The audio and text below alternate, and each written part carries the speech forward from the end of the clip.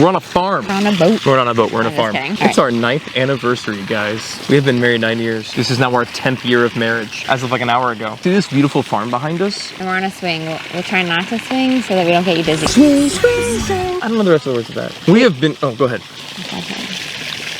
We've had a lot of announcements and a lot of changes recently on this channel, and we have another announcement for you guys. I kind of wanted to call this Newsvember because there was just a lot happening all at once. So much. Still have more for you guys, but this was pretty exciting because we've been like talking about it for a long time, and most of you do not know it's a thing. We did talk about it one time on a live. So if you were on our last live, which we kind of want to try to do more of, then you heard. But before we tell you, we want to remind you, we rebranded this channel to Brigitte Beckley. Because it's really for moms. And we had taken off some of the other content that was on this channel that was not necessarily geared towards moms or the niche that I want to move more into. And so we've put all of that content and some future content onto a new channel called Brandon and Brigitte. So if you really like things that we do where we talk about our faith, our marriage, you know, some parenting and stuff like that, that's the channel you want to make sure you go subscribe to. We're going to link it down in the description box. But if you want to know more about who we are in general and things that we think about in our noggins,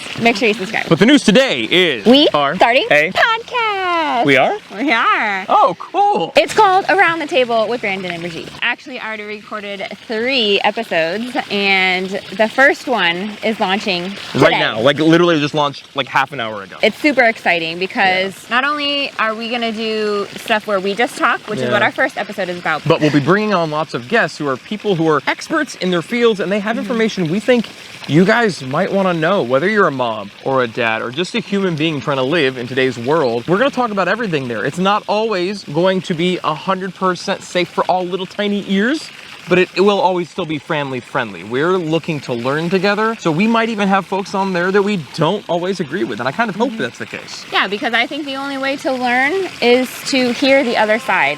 And that's what we want to do. There's no one person that you completely 100% agree with everything that they think and do. I mean, even we don't agree with everything that the other person thinks and does, but we have an understanding and we can still have unity in marriage, and so we can still have good relationships with people that we disagree with, and it's very valuable. And so, podcast channel is launched already. It's going to be in the description box below. You can watch it either on YouTube or on anywhere you get your podcast. Guys, we made sure that you can listen to it on basically any platform. We're linking it down below. You can find it from BrigitteBeckley.com, but you can listen to it on Amazon, iTunes, Deezer, iHeartRadio, Spotify, Google Podcasts, like all of the things. You can listen to it there. As well as if you want to watch it and listen on YouTube, you can do that. We did it video as well, so you'll be able to watch it and see all the funny faces that I make and all the beautiful that she is. Well, and too, sometimes I like watching podcasts because, you know, I want to see the person, especially if I've obviously never heard of them, then I want to see what they look like and their facial expressions, and sometimes, you know, just video is better, but we want to make it accessible, and so we've put it on all of the listening podcast apps so that you can listen on the go, in the car, while you're doing dishes, while you're driving, whatever. Yeah, while you're cooking, whatever, while you're working, if you have a job that allows you to do repetitious things. But we want to be able to have more long-form conversations with people. Like, there's only so much that you can learn having a short conversation with somebody or watching a 5 to 10 minute YouTube video. But when you have an hour or an hour and a half conversation with somebody, you can really dig into stuff. I'm really excited about already our second episode. We spoke with Dr. Ian Schulman, and he's a chiropractor. And already I say that word and people are like, oh, chiropractor, okay. What do you know about it? What did I know about it? Well, we spent some time with him. We got to learn a lot about what he believes and what he thinks about the human body.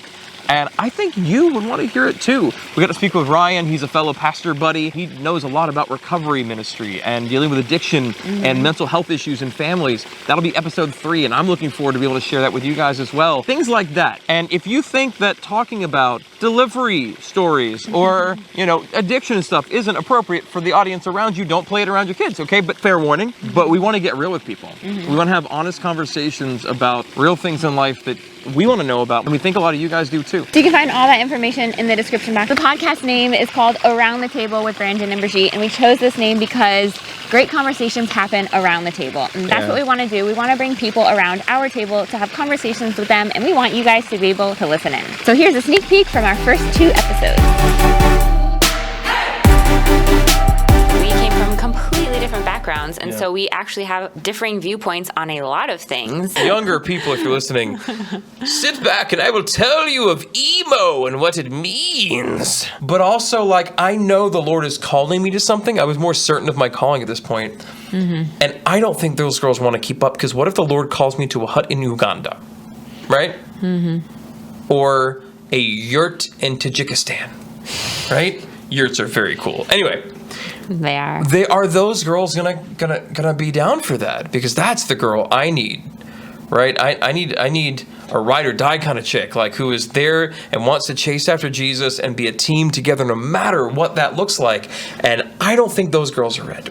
Relationships and romance happens like a Disney movie. You know, it's like, oh, girls in distress. Oh, Prince Charming comes to the rescue. Oh, that's all the trouble they face, and they live happily ever after. Happily ever after. And then with no people drama. in the real life meet. They put their blinders on, basically, get married, and then have real life. And it's like, oh, you do what? Like, you don't brush your teeth? Oh, like you leave your clothes on the floor? Like, amongst the petty things. But then obviously bigger things come up because, you know, life happens and stuff goes on. And then you are faced with this, well, it's not supposed to be like this. It should just be happy and everyone lives happily ever after. And the fact that I'm even dealing with a problem must mean that we aren't right for each other and that we must not love each other. And then they divorce.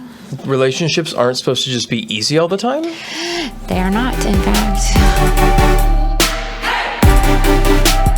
Most natural, most beautiful experience that, you know, the basis for humanity, for life. And what we have is a system that views all of that as risk. Yeah. And when you're operating from a place of risk, you're taking away that inherent trust in the body's ability to do things. Now, there are times when absolutely those things are invaluable. But for the most part, we use them way too often and we use them inappropriately, which actually creates more problems that then have to be managed or fixed. There was an article from the Wall Street Journal a few years ago that talked about hospitals make more money correcting their mistakes than they do from the primary treatment. And when we talk about birth, there's something called the cascade of intervention, where intervening leads to more intervention, which leads to more intervention.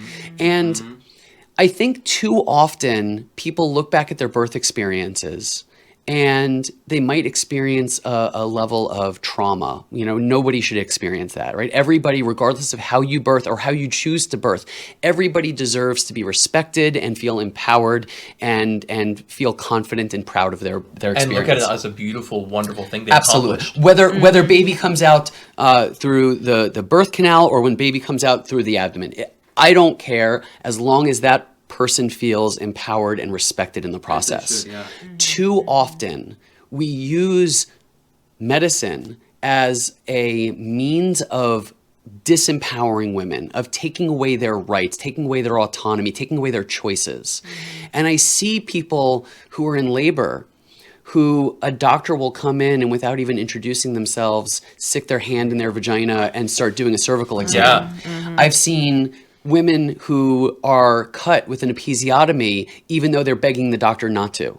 I've seen women... That's crazy, man. I've seen women who, through the fear of warning them that their baby is going to die, even though there's no objective... We're pushed into a C-section? Are pushed into intervention that they don't want. Now, again, that's not all doctors, but it's enough of them that it makes the system really crumble. Right? Yeah. We have a healthcare system, and this is why, one of the reasons why we have such poor maternal and infant mortality rates. It's one of the reasons we have such poor satisfaction rates. It's one of the reasons, I mean, you look at South Florida, you have hospitals that pretty much from like 37 to 73% cesarean rate.